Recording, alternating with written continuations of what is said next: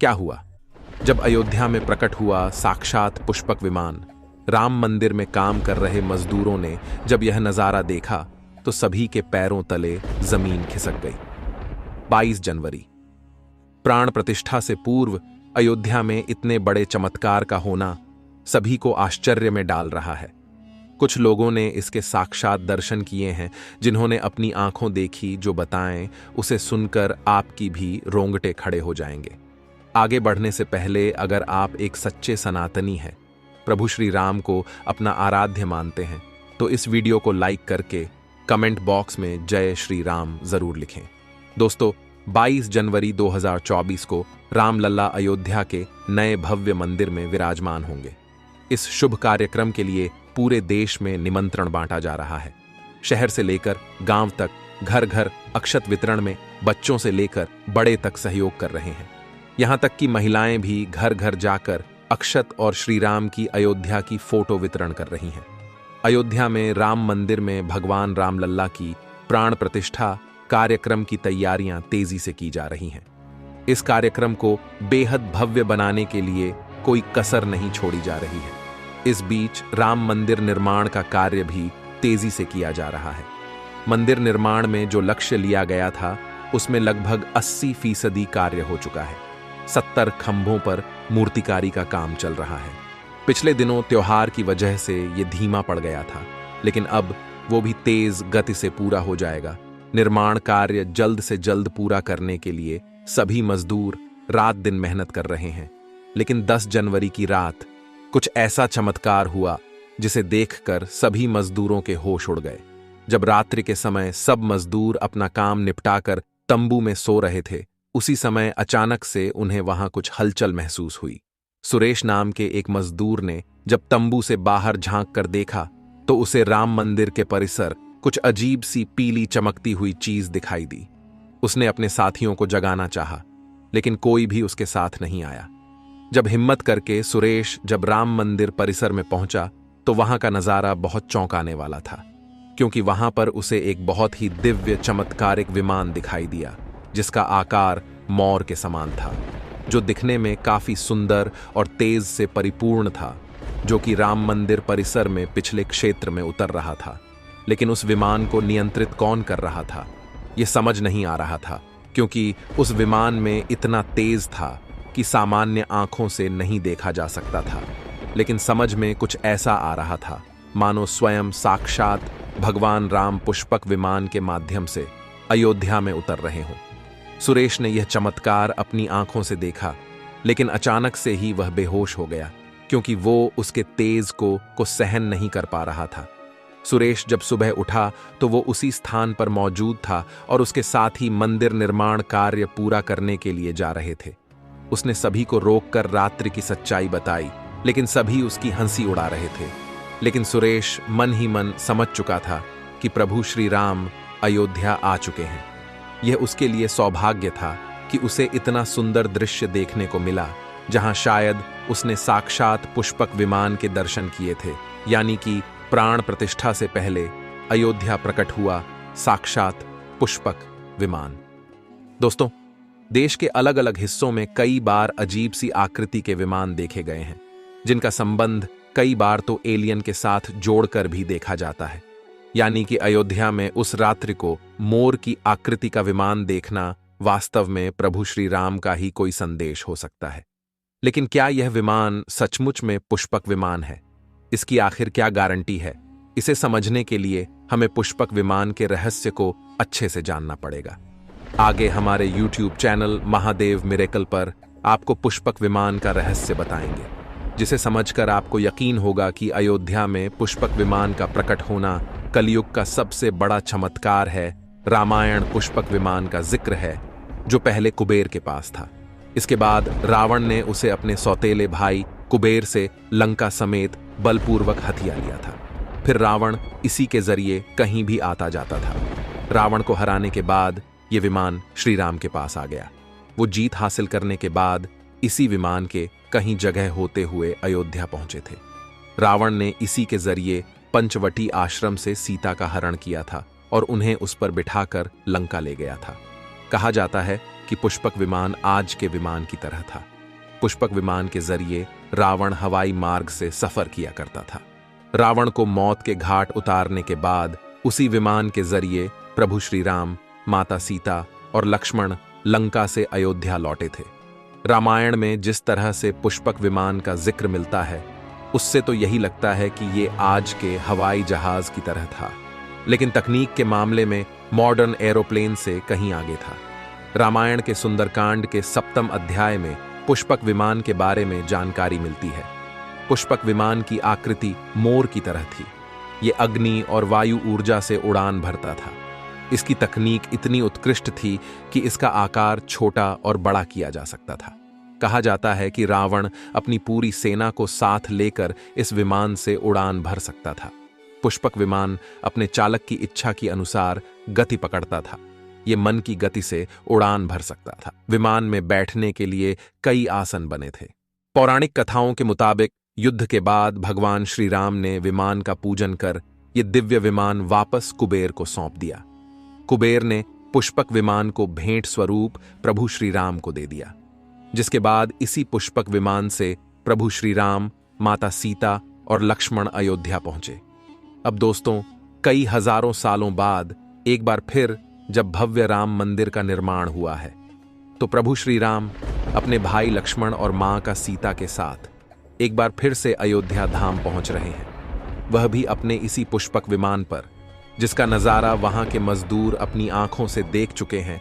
रामायण के प्रसंग में कहा गया है कि जब माता सीता को हरण करके रावण ले जा रहा था, तो रास्ते में जटायु ने अपने चोंच से रावण को चोट पहुंचाई थी। उस समय रावण पुष्पक विमान में ही मौजूद था। इसके बाद रावण ने तलवार से जटायु को लहूलुहान कर दिया था। जटायु घायल होकर जमीन पर गिर गए। जब सीता को खोजते हुए राम पेड़, पौधे और पक्षियों से पूछते जा रहे थे, तो रास्ते में घायल जटायु से मुलाकात होती है। मरणासन्न पड़े जटायु ही राम को बताते हैं कि रावण सीता को हरण करके किस दिशा में गया है। लेकिन जब साक्षात प्रभु श्री राम पुष्पक विमान में अयोध्या आ चुके हैं, तो भला उनके परम भक्त जटायु कैसे पीछे रह सकते हैं। अयोध्या में रामलला की प्राण प्रतिष्ठा से पहले जनपद की सीमा में गिद्धों का झुंड दिखाई दिया है। स्थानीय लोग इसे गिद्धराज जटायु से जोड़कर देख रहे हैं। वे इसे शुभ संकेत भी मान रहे हैं। मिल्कीपुर तहसील क्षेत्र के गांव धरोली में पिछले 10-12 दिनों से गिद्धों का झुंड वास कर रहा था। हालांकि उस गांव से गिद्ध उड़ गए हैं, लेकिन अयोध्या की सीमा में यहां वहां दिखाई दे रहे हैं। गांव वालों का कहना है कि पिछले 20 वर्षों से हम लोगों ने इलाके में गिद्ध नहीं देखे। अब जब राम मंदिर बन रहा है, तो इस गांव में लगभग 50 की संख्या में गिद्ध आकाश में दिखाई दे रहे हैं। उनमें से 10-12 गिद्ध गांव में ही सेमल के पेड़ पर वास कर रहे थे। गिद्धों के दिखने की घटना को ज्यादातर लोग राम से जोड़कर देख रहे हैं और शुभ संकेत भी मान रहे हैं।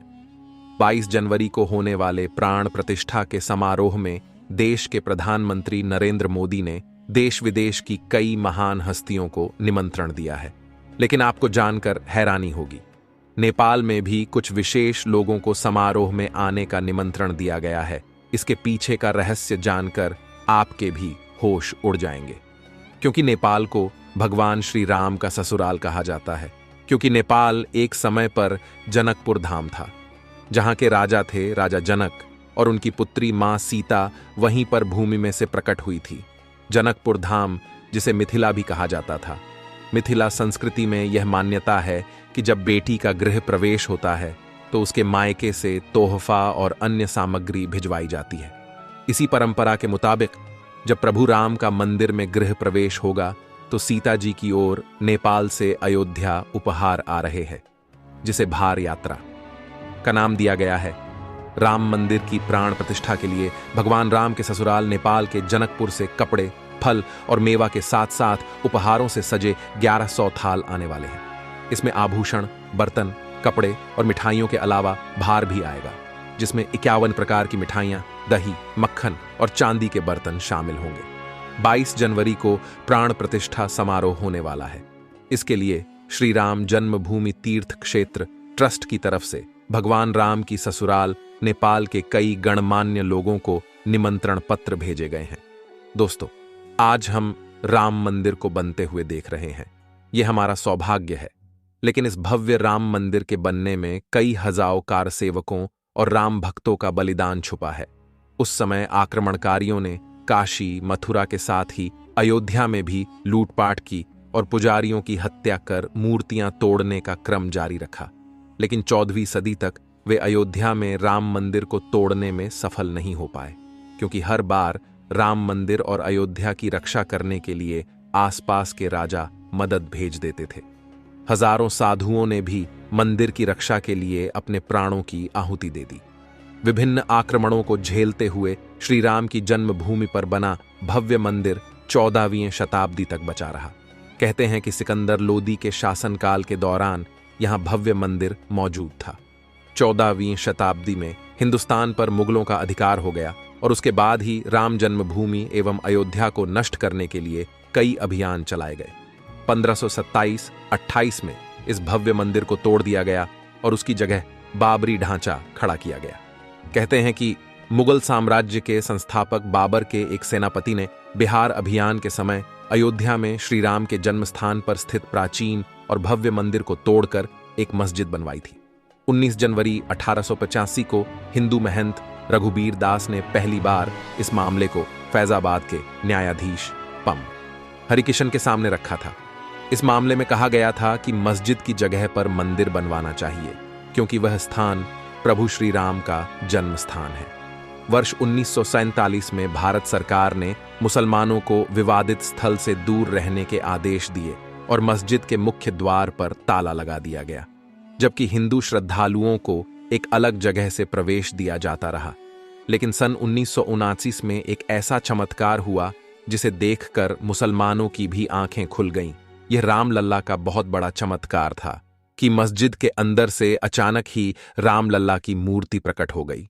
कुछ कट्टरपंथियों का कहना था कि कुछ हिंदू दलों ने रात्रि के समय चुपके से यहां पर मूर्तियां रखी है। 1939 में भगवान राम की मूर्तियां मस्जिद में पाई गईं। मुसलमानों ने इस पर विरोध व्यक्त किया और दोनों पक्षों ने अदालत में मुकदमा दायर कर दिया। सरकार ने इस स्थल को विवादित घोषित करके ताला लगा दिया। 30 अक्टूबर 1990 को हजारों राम भक्तों ने मुख्यमंत्री मुलायम सिंह यादव द्वारा खड़ी की गईं अनेक बाधाओं को पार कर अयोध्या में प्रवेश किया और विवादित ढांचे के ऊपर भगवा ध्वज फहरा दिया। लेकिन 2 नवंबर 1990 को मुलायम सिंह यादव ने कार सेवकों पर गोली चलाने का आदेश दिया, जिसमें सैकड़ों राम भक्तों ने अपने जीवन की आहुतियां दी। सरयू तट राम भक्तों की लाशों से भर गया था। इस नृशंस हत्याकांड के बाद अप्रैल 1991 को उत्तर प्रदेश के तत्कालीन मुख्यमंत्री मुलायम सिंह यादव को इस्तीफा देना पड़ा। उस समय कोठारी बंधुओं के बलिदान की चर्चा खूब रही। दिसंबर 1992 को जब विवादित ढांचा गिराया गया, उस समय राज्य में कल्याण सिंह की सरकार थी। उस दिन सुबह करीब 10:30 बजे हजारों लाखों की संख्या में कार सेवक पहुंचने लगे। दोपहर में 12 बजे के करीब कार सेवकों का एक बड़ा जत्था मस्जिद की दीवार पर चढ़ने लगता है। लाखों की भीड़दाश को संभालना सभी के लिए मुश्किल हो गया। दोपहर के 3:40 पर पहला गुंबद भीड़ ने तोड़ दिया और फिर 5 बजने में जब 5 मिनट का वक्त बाकी था, तब तक पूरे का पूरा विवादित ढांचा जमींदोज हो चुका था। भीड़ ने उसी जगह पूजा अर्चना की और रामशिला की स्थापना कर दी। मुख्यमंत्री कल्याण सिंह का साफ आदेश था कि कार सेवकों पर गोली नहीं चलेगी। इस महान कल्याण सिंह जी को हम शाश्वत प्रणाम करते हैं। दोस्तों, राम मंदिर को बनता हुआ देखना सौभाग्य है, लेकिन जब भी हम इसके पीछे हजारों हिंदुओं का बलिदान देखते हैं तो हमारी आंखें नम हो जाती हैं। इस पूरी वीडियो को देखने के बाद आक्रमणकारियों के लिए आपकी क्या विचार है, इसे कमेंट बॉक्स में जरूर बताइएगा। हमारे महान शहीदों के लिए आपकी श्रद्धांजलि नीचे कमेंट बॉक्स में जरूर दीजिएगा। कोई भी बात अच्छी लगी हो तो लाइक जरूर करें और हमेशा ऐसे सत्य चमत्कारी घटनाएं देखने के लिए हमारे चैनल को सब्सक्राइब करके आप बेल आइकन को प्रेस कर लें। अभी के लिए आप सभी दर्शकों को हर हर महादेव।